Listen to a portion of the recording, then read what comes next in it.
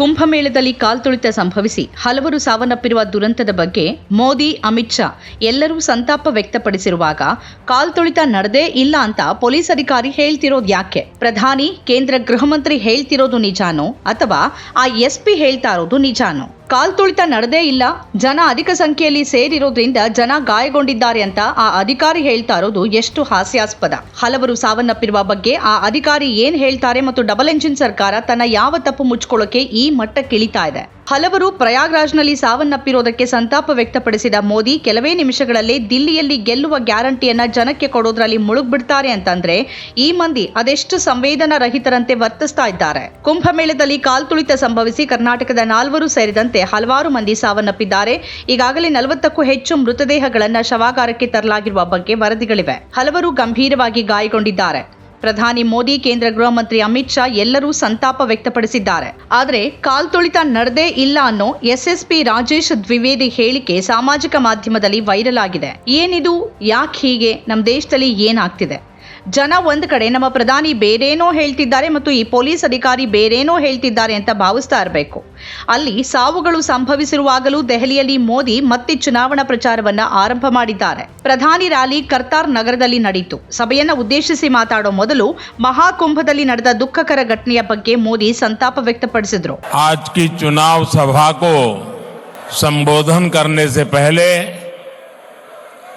मैं महाकुंभ में जो दुखद हादसा हुआ है, उस हादसे में हमें कुछ पुण्यात्माओं को खोना पड़ा है, कई लोगों को चोटें भी आई हैं।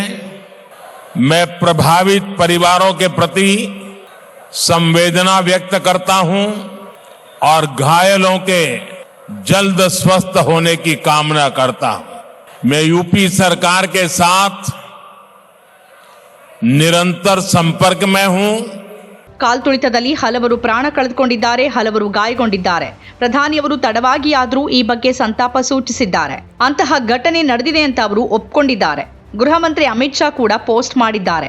ಯುಪಿ ಸರ್ಕಾರಕ್ಕೆ ಎಲ್ಲ ಅಗತ್ಯ ಸಹಾಯದ ಭರವಸೆಯನ್ನ ಇಬ್ಬರೂ ನೀಡಿದ್ದಾರೆ.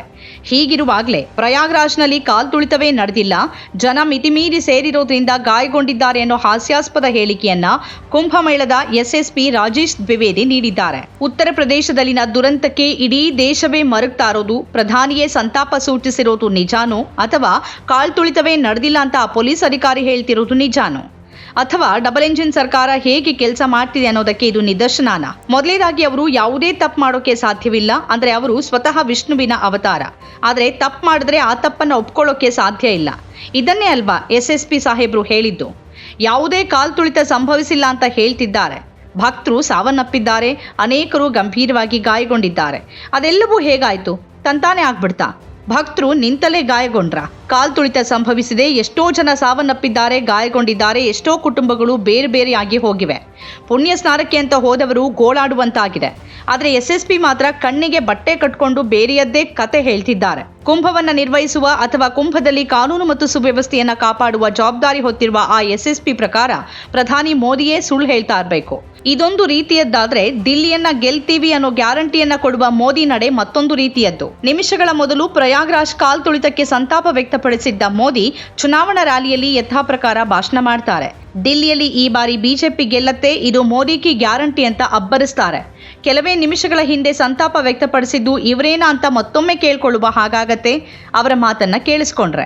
ಅಖಿಲೇಶ್ ಯಾದವ್ ಅಧಿಕಾರದಲ್ಲಿದ್ದಾಗಲೂ ಇದೇ ರೀತಿಯ ಕಾಲ್ತುಳಿತ ಸಂಭವಿಸಿತ್ತು. ಆಗ ಎಲ್ಲ ಜವಾಬ್ದಾರಿ ಅಜಂ ಖಾನ್ ಮೇಲಿತ್ತು. ಅಜಂ ಖಾನ್ ನೈತಿಕ ಹೊಣೆ ಹೊತ್ತು ರಾಜೀನಾಮೆ ಸಲ್ಲಿಸಿದ್ರು.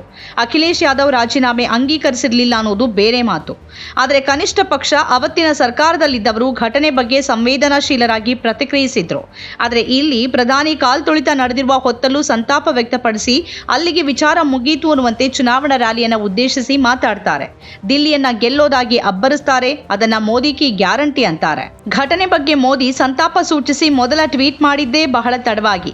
ಅದಾದ ಬಳಿಕ ರ್ಯಾಲಿಯಲ್ಲಿ ಭಾಷಣಕ್ಕೆ ಮೊದಲು ಸಂತಾಪ ವ್ಯಕ್ತಪಡಿಸ್ತಾರೆ. ಆದರೆ ಅದಾದ್ಮೇಲೆ ಮೋದಿ ಅದೆಲ್ಲವನ್ನ ಮರೆತು ಮೋದಿಗೆ ಗ್ಯಾರಂಟಿ ಬಗ್ಗೆ ಮಾತಾಡ್ತಾರೆ. ವಿಕಸಿತ ಭಾರತದ ಬಗ್ಗೆ ಮಾತಾಡ್ತಾರೆ. ಜನ ಒಂದ್ ಕಡೆ ಸಾಯ್ತಿರುವಾಗ್ಲೂ ಕುಟುಂಬದವರನ್ನ ಕಳೆದುಕೊಂಡು ಮಕ್ಕಳು ಗೋಳಾಡ್ತಿರುವಾಗಲೂ, ಇವರದ್ದೇ ಸರ್ಕಾರ ಇರುವಲ್ಲಿ ಪವಿತ್ರ ಸ್ನಾನದ ನೆಪದಲ್ಲಿ ದುರಂತವೇ ನಡೆದು ಹೋಗಿರುವಾಗಲೂ ಇನ್ನೂ 20 ವರ್ಷಗಳ ನಂತರದ ವಿಕಸಿತ ಭಾರತದ ಬಗ್ಗೆ ಮಾತಾಡಬೇಕಾ? ಮೋದಿ ಕಿ ಗ್ಯಾರಂಟಿ ಅಂತ ಅಬ್ಬರಿಸುವ ಅಗತ್ಯ ಇದೆಯಾ?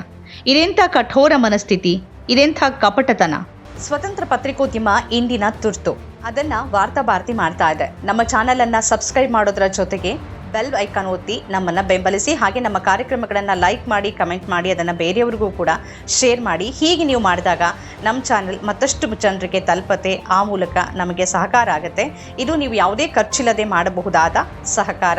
ಧನ್ಯವಾದ.